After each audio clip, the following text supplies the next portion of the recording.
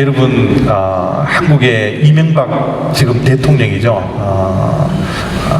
그 대통령이 되기 전에 서울시장이 먼저 됐잖아요. 서울시장이 되면서 서울을 봉헌하는 그 봉헌식을 했습니다. 여러분 잘 아시리라 그렇게 생각이 드는데요.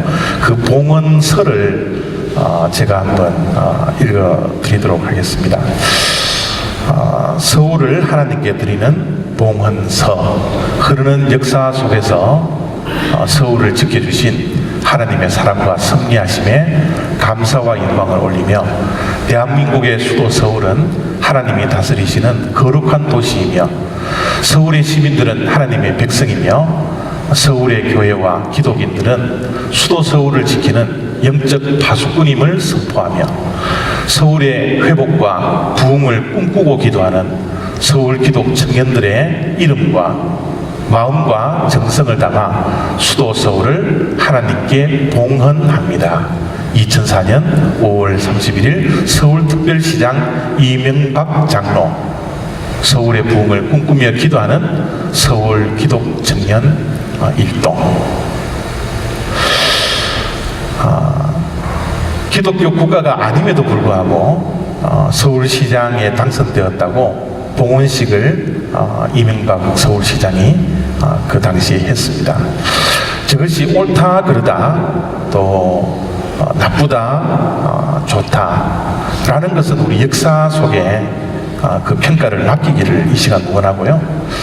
제가 바라는 것은 한 교회의 개신교회 장로님으로서 서울시장에 당선이 되고 하나님께 봉헌식을 하겠다라는 그 발상을 칭찬하고 싶어요. 여러분, 이거 아무나 하는 건 아니에요. 믿지 아니하는 사람들에게는 문제거리가 될 수가 물론 있겠죠. 그러나 우리 믿는 자들은 이명박 지금 대통령의 그 믿음을 높이 사야 합니다. 정말 저런 일들을 하기에 얼마나 기도를 하면서 준비를 했을까. 저는 매스컴을 통하여서 이명박 서울시장이 그 당시에 봉헌식을 한다는 그 이야기를 듣고 너무나 가슴이 벅찼어요. 하나님께 서울을 올려드린다는 이 봉헌식. 여러분, 너무너무 대단하지 않습니까? 오늘 우리가 읽었던 이 본문 말씀은 느헤미야가 성벽 완성을 하고 난 후에 그것으로 만족하지 아니하고 또 에스라를 중심으로 말씀을 통하여서 신앙을 개혁하고, 또 말씀을 통하여서 회개운동이 일어나고, 또 말씀을 통하여 어떻게 살아야 할 것인지 자녀들을 주님 앞에 구별시키고, 또 안식일을 구별하고 또 헌금하겠다라는 그 다짐을 한 후에 느헤미야 중심으로 봉헌식을 하는 장면이 오늘 우리가 읽었던 본문 말씀이에요. 여러분, 오늘 읽었던 이 본문 말씀은 이렇게 시작됩니다. 예루살렘 성벽을 봉헌하게 되니. 여러분, 봉헌한다라는 말은 웃 어른께 물건을 받들어 바치는 행위입니다. 웃 어른께 바치는 행위라는 거예요. 여러분, 예루살렘 성벽을 봉헌했다라는 것은 웃 어른인 하나님께 그 예루살렘을 받들어 바친다라는 뜻입니다. 이명박 서울시장이 서울을 위해서 하나님께 봉헌식을 올려드렸다라는 것은 하나님께 서울을 바치겠다라는 거예요. 여러분, 이 바친다라는 말 가운데는 바치는 대상이 나의 것이 아니라는 사실을 고백하는 겁니다. 예루살렘 성벽을 봉헌한다는 것은 수많은 시간 동안 노력과 피땀을 우리가 했지만 이것은 우리의 것이 아니라 하나님의 것입니다. 내가 서울시장에 당선되었지만, 그래서 서울시장으로서 서울을 다스리는 신분꾼이 되었지만, 이 서울은 하나님의 것입니다. 이렇게 고백하는 것이 봉헌이라는 뜻입니다. 여러분, 이 봉헌을 하면서 느헤미야는 노래하는 사람들을 불러 모아요. 이 봉헌의 예배, 하나님께 드리는 이 행위, 온 어른에게 이 예루살렘을 바치는 이 봉헌 예배, 봉헌식을 준비하는 데 있어서 음식을 준비하기보다는, 다른 사람들을 끌어모으기보다는, 초청장을 준비하기보다는 가장 먼저 노래하는 사람들을 준비시키고 모으게 하더라는 거예요. 27절입니다. 각처에서 레위 사람들을 찾아 예루살렘으로 데려다가 감사하며 노래하며 재금을 치며 비파와 수금을 타며 즐거이 봉헌식을 행하려 하매. 봉헌하는 데 있어서 제일 중요한 게 뭐라고요? 찬양이라는 겁니다.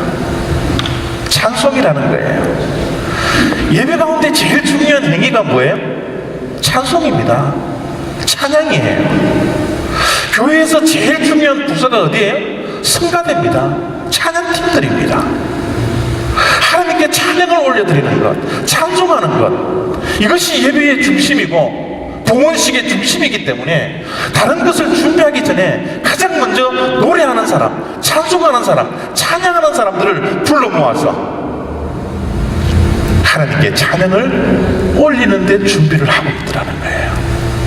여러분, 이 찬양이라는 이 단어가 히브리어로는 야다라는 단어인데, 이 야다라는 뜻은 손을 쭉 뻗다라는 거예요. 손을 쭉 뻗다. 여러분, 손을 왜 그렇게 뻗을까요? 하나님께 모든 영광을 돌려드리겠다는 거예요. 하나님의 것이라는 겁니다. 우리가 찬양을 드릴 때, 찬송을 부를 때 왜 손을 여러분 하나님께 올려드립니까? 하나님께 모든 영광을 드리겠다는 거예요. 내 것 없다라는 겁니다. 모든 것이 하나님의 것이라는 거예요. 이 신앙 고백이 찬양이라는, 야다라는 말의 뜻입니다. 저는 우리 올리브교회가 찬양할 때 이 찬양의 원어처럼 우리 모두가 가슴에 신앙 고백을 가지고서 하나님께 손을 들고 하나님께 찬송으로 모든 영광을 올려드리는 이 찬양이 우리의 예배 가운데 회복되어지기를 원하는 것입니다. 찬양은 신앙 고백이에요. 입만 여는 것이 아닙니다. 따라하는 게 아니에요. 하나님, 내 인생은 주님의 것이군요. 하나님, 내 가정은 하나님의 것이군요. 하나님, 이때까지의 삶 가운데 하나님의 은혜대로 내가 이 시간 존재합니다. 내가 잘나서 이 자리에 있는 것이 아니라 하나님께서 베풀어 주신 그 은혜 때문에 내가 이 자리에 있군요. 이 고백을 찬양의 가사에 담아 하나님께 고백하는 거예요. 이게 찬양입니다. 오늘 선교사님 선교 보고를 할 때 우리들에게 뭐라고 그랬습니까? 말도 통하지 않아요. 문화도 통하지 않습니다. 그런데 어떻게 선교를 합니까? 하나님께서 하셨다는 겁니다. 이게 신앙 고백입니다. 우리의 고백이 되어야 합니다. 예배 가운데 우리가 소리를 높여서 하나님께 손을 들고 영광을 올려드리는 모든 행위가 이 찬양의 가사로 신앙 고백이 되어야 된다는 거예요. 여러분, 신앙생활 가운데 오늘 우리 찬양대가 찬양을 하면서 그런 고백을 했잖아요. 하나님께서 우리의 기도에 응답을 해주세요. 하나님은 너무너무 미쁘신 분이기 때문에, 신실하신 분이기 때문에 우리의 기도에 응답해 주신다는 겁니다. 그런데 여러분, 하나님께서는 기도에만 응답하시는 것이 아니라 찬양에도 응답하세요. 하나님은 기도만 들으시는 것이 아니라 찬양도 들으십니다. 우리 성도들은 능력이 기도를 통해서 나타나지만 찬양을 통해서도 능력이 나타납니다. 우리가 잘 알고 있는 사도행전 16장 25절에 바울과 신라가 선교 여행에 떠나서 빌립보 감옥에 갇혀요. 그때 그들의 웅문이 열리고 그들이 메어져 있는 그 모든 사슬들이 다 풀려나는 그런 기적이 일어났는데, 그 기적이 일어나기 전에 바울과 신라가 무엇을 했습니까? 한밤중에 바울과 신라가 기도하고 하나님을 뭐예요? 찬송하며. 기도도 능력이지만요, 찬송도 능력이에요. 하나님은 기도에도 응답하시지만 찬송에도 응답하십니다. 하나님께서 기도에 임재하시지만 찬송에도 임하신다라는 거예요. 우리가 힘들고 어려울 때 기도도 해야 되지만 찬송해야 합니다. 찬송이 능력입니다.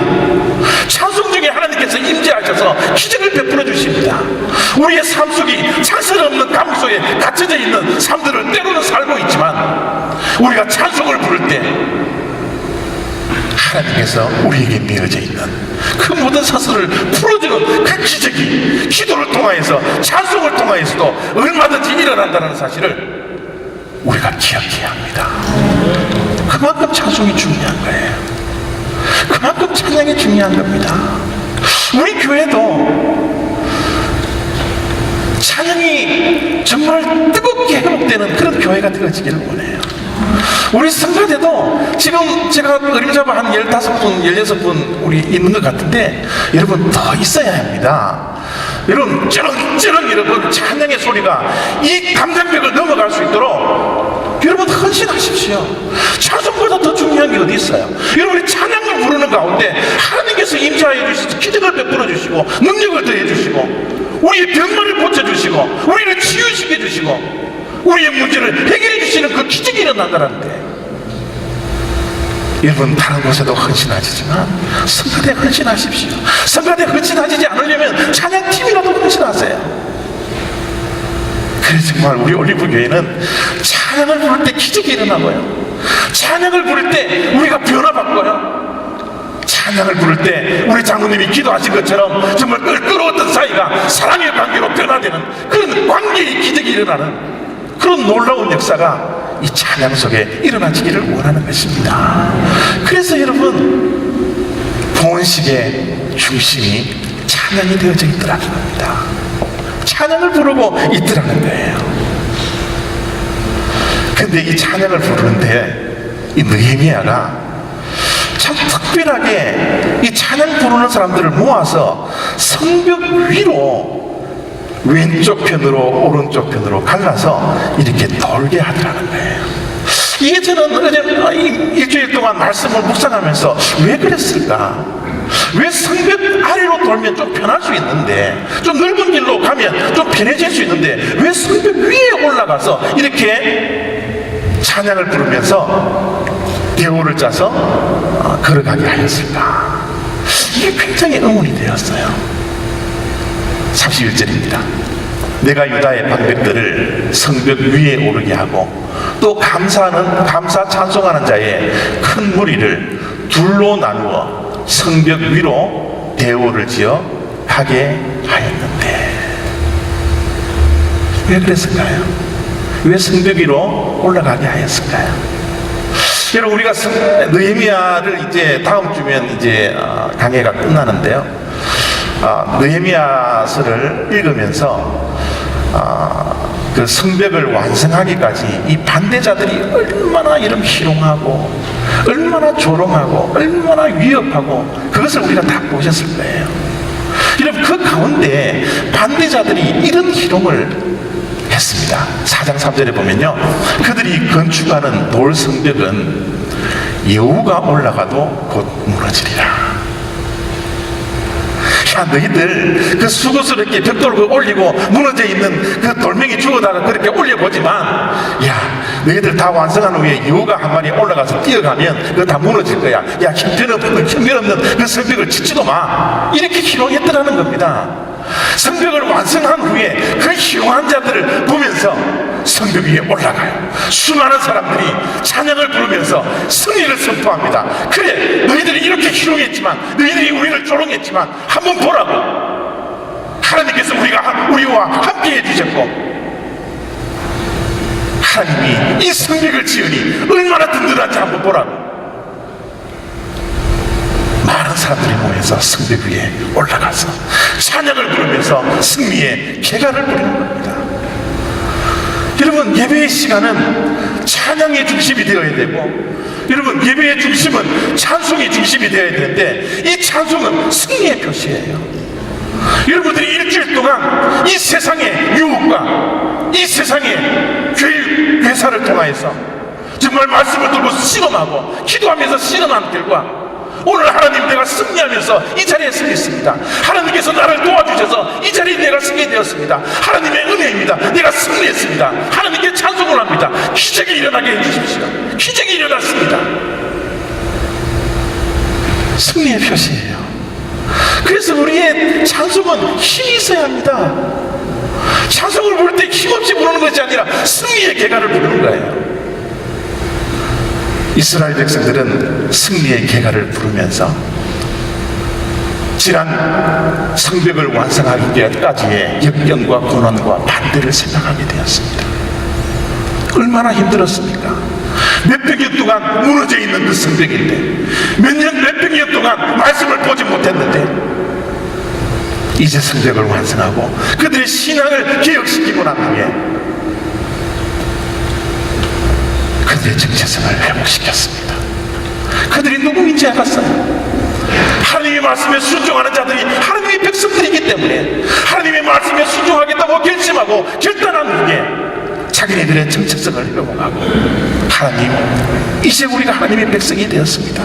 저 깔보는 사람, 저 조롱하는 사람들 우리가 찬양으로 우리의 승리를 표시하겠습니다.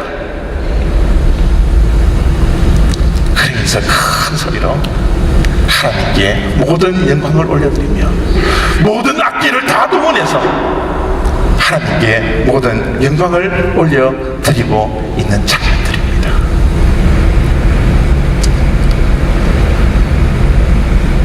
정말 여러분, 우리 한 개인 한 분만을 바라보면 사실 굉장히 약해요. 우리가 강하게 보이려고 하고 있지만 사실은 주변의 사람들 말 한마디에 넘어질 수밖에 없을 정도로 그렇게 연약한 자들이 바로 우리들의 실존입니다. 여러분, 우리는 꼭 이런 종이와 같아요. 종이와 같은 존재입니다. 여러분, 이 종이와 같은 존재를 조금 뾰족한 거 가지고 뚫으려고 그러면 얼마든지 뚫어져요. 이 세상이 우리를 뚫어버리려고 그러면, 우리를 쓰러뜨리려고 하면 얼마든지 쓰러집니다. 우리는 종이와 같은 존재예요. 그러나 여러분, 가만히 보세요. 이 종이가 뒷면에 이렇게 한번 대보십시오. 뒷면의 배경이 무엇이 있으면 여러분 뚫지를 못합니다. 아무리 뚫으려고 해도, 아무리 연약한 종이라도 뒤에 무언가가 받치고 있다면 여러분 뚫을 수가 없어요. 우리가 연약한 종이와 같은 존재이지만 하나님이 우리의 배경이 되었을 때 우리는 넘어지지 않아요.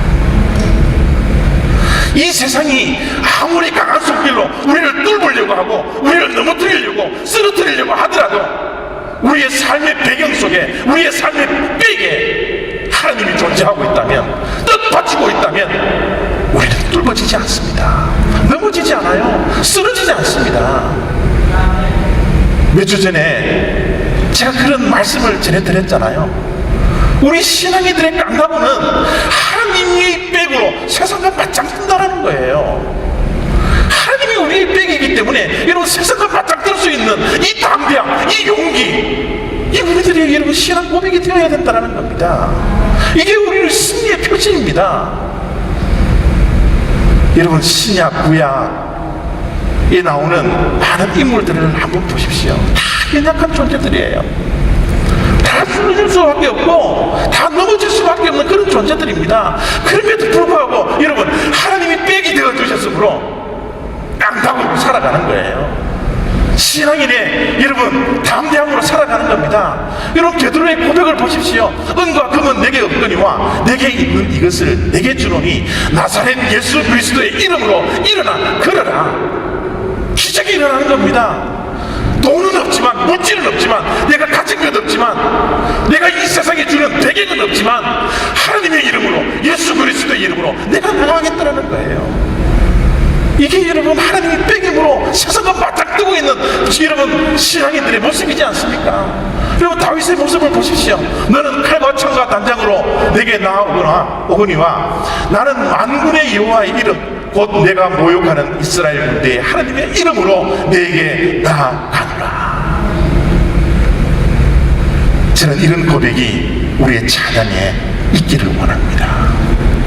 비록 넘어지고 쓰러지고 연약한 존재이지만 하나님이 내 배경이 되고 하나님이 내 빽이 되어주기 때문에 이 세상을 담대하게 승리로 선포하며 나아갈 수 있는 그런 예배자들이 다 될 수 있기를 원합니다. 빌 게이츠가요 이런 유명한 이야기를 남겼다고 합니다. 인생은 공평하지 않습니다. 인생은 공평하지 않습니다. 그러나 그 공평하지 않는 인생 속에 그 공평함에 익숙해지십시오. 빌 게이츠의 말입니다. 저는 그 이야기가 참 같아요. 여러분 이 세상이 공평한 것 같아요? 이 세상은 공평하지 않아요. 불공평한 세상입니다. 부조리가 있는 사회예요. 여러분 한국의 20대 청년들이 무엇에 대해서 자꾸 쓰러지는 줄 아세요? 무엇에 대해서 여러분 낙심하고 있는 줄 아세요? 자기에게는 배경이 없다는 거예요. 배경이 없다는 겁니다. 자기네들은 여러분 땀과 노력을 해서 1년 동안 아르바이트를 해서 돈을 벌어서 저축을 해서 여러분 여행을 갈까 말까인데 부모백이 있는 사람들은 돈 한 푼 안 벌어도 부모님들이 용돈 줘서 얼마든지 여행을 가더라고요. 이런 모습을 보면서 한국의 청년들은 무너지는 거예요.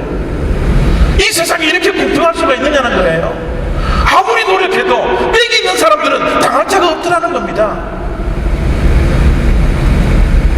말단 사원부터 노력하고 아부하고 회사에서 열심히 일해서 대리를 달았는데 빽이 있는 사람은 낙하산으로 과장되어 있는 거예요. 이게 한국 사회의 부조리입니다. 이 세상은 공평하지 않아요. 불공평합니다. 이런 불공평함 속에서 젊은이들이 무너지고 있는 거예요. 근데 여러분 중요한 것은 이 미국에 살고 있는 우리들도 빽이 없다라는 거예요. 우리들도 배경이 없다라는 겁니다. 세상 살아가는 것 여러분 다 통일해요. 한국이나 미국이나 빽 없으면 힘 없습니다. 그러나 오늘 여러분들 꼭 기억해야 할 것은요, 빽이 없어 서러우면요 빽을 만드십시오.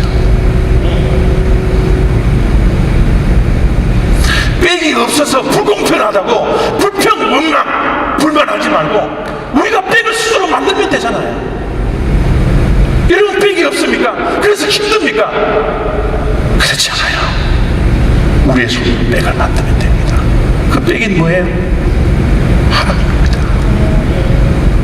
하나님이 우리의 빽이 되어주시고 배경을 되어주신다면 이 세상이 겁낼 것이 없다는 거예요. 이 세상이 불공평하다 할지라도 하나님이 우리의 빽이 되어주신다면 그 불공평을 이겨나갈 수 있는 능력들이 우리의 삶 가운데 있어질 수 있다는 겁니다. 이게 우리의 믿음이잖아요. 다윗처럼 베드로처럼 우리의 삶 가운데 여호와의 이름이 있으니, 예수의 이름이 있으니, 내가 가진 것 금과 은이 없다 할지라도, 세상에 지식이 없다 할지라도, 나를 떠받쳐주는 사람들이 없다 할지라도, 인재의 풀이 없다 할지라도, 스펙이 없다 할지라도 하나님께서 우리의 빽이 되어주셔서 이 세상을 거뜬하게 승리할 수 있습니다. 이게 여러분 우리의 찬양의 고백이 되어야 합니다. 찬양의 내용이 되어야 합니다. 하나님이 우리를 도와주셔야 합니다. 하나님이 우리의 빽이 되어주셔야 합니다. 그래서 이 세상이 우리를 조롱할지라도, 우리를 희롱하고 우리를 협박하고 우리의 손가락질할지라도 하나님이 우리의 빽이 되어주셔서 이 세상에 나가 거뜬하게 승리할 수 있습니다. 기적의 주인공이 될 수 있습니다. 역전의 주인공이 될 수 있습니다. 이 승리의 고백이 찬양의 가사에 묻어나올 수 있는 그런 고백이 되어지기를 원하는 것입니다. 이 승리의 고백이 있으니까 너무너무 가슴이 기쁜 거예요. 이 승리의 여러분 신앙 고백이 있으니까, 하나님이 내 백이 되어준 이 즐거움과 기쁨이 있으니까, 이 봉헌식의 분위기가 얼마나 즐거운지 몰라요. 얼마나 기쁨이 넘쳐난지 몰라요. 43절에 보면 즐거움이라는 단어가 4번씩이나 나옵니다. 이날에 무리가 큰 제사를 드리고 심히 즐거워하였으니 이는 하나님이 크게 즐거워하게 하셨습니다. 부녀와 어린아이도 즐거워하였으므로 예루살렘이 즐거워하는 소리가 멀리 들렸느니라. 하나님이 우리의 백이 되어주셨으니까 든든한 거예요. 기쁜 겁니다. 즐거운 거예요. 넘칩니다. 이 기쁨의 소리가, 이 찬송이 얼마나 넘쳤나 그러면 그 즐거워하는 소리가 멀리까지 들렸다는 거예요. 멀리까지 들렸다는 거예요. 이 기쁨이라는 단어를 사전에 찾아보니까 이런 의미를 가지고 있었습니다. 우리의 욕구가 채워질 때까지, 채워질 때까지는 감정이다. 우리의 욕구가 채워질 때 우리는 즐거움이 있고 기쁨이 있더라는 거예요. 그러면 여러분, 우리의 욕구와 우리의 욕심을 채워줄 수 있는 이 세상에 조건이 있습니까? 여러분의 욕심을 채워줄 만한 이 세상에 조건이 있나요? 그럼 우리는 언제 기뻐해요? 언제 즐거워합니까? 여러분, 이 세상에 주는, 여러분, 우리의 욕구를 채우고 욕심을 채울 수 있는 것은 일시적이라는 거예요. 영원하지 않다는 겁니다.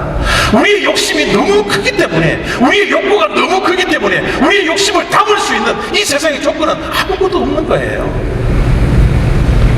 유일하게 우리의 욕구를 채워줄 수 있는 것, 우리의 욕심을 채워줄 수 있는 것은 욕심보다 더 크신 하나님밖에 없어요.